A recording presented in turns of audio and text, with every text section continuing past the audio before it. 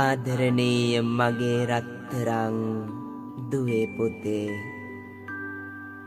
ඔයාට ඇහෙනවද මේ පොඩි හාමුදුරුවෝ ඔයාට පුංචි අනුශාසනාවක් කරන්න හදන්නේ?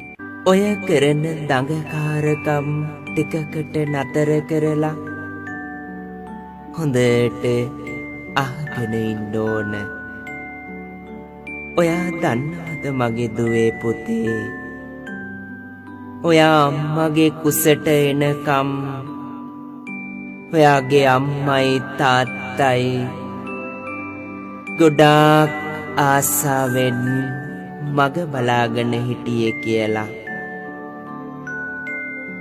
එයාලා ගොඩාක් ඔයා ගැන හීන මැව්වා. ඔයා අම්මගේ කුසට ආවා කියලා දැනගත්තම තාත්තා පුතේ හරියට රජකම ලැබුණා වගේ සතුටු වුණා.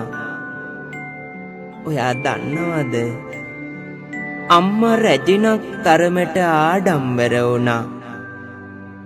ඒ විතරක් නෙමෙයි, ඔයාගේ ආච්චිලා, ඔයාගේ සීයලා, නැන්දලා මාමලා ගොඩාක් සතුටු වුණා.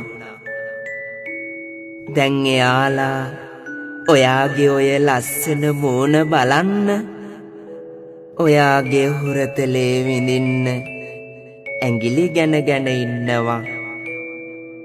ඔයා දන්නවද මගේ පුතේ දුවේ,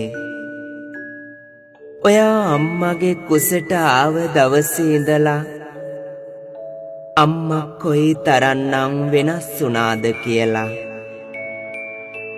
අම්මා කෑවේ බීවේ ඔයාට ගුණ දෙන කෑම බීම විතරමයි.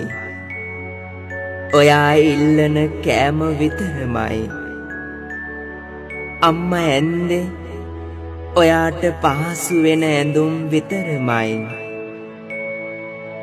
වෙනදට වඩා ගමන බිමන අම්මගේ හරිම සංසුන් වුණා මගේ පුතේ දුවේ. අම්මා ගෙදර කොයිතරම් වැඩ කළත් හරිම පරිස්සම් වෙනවා.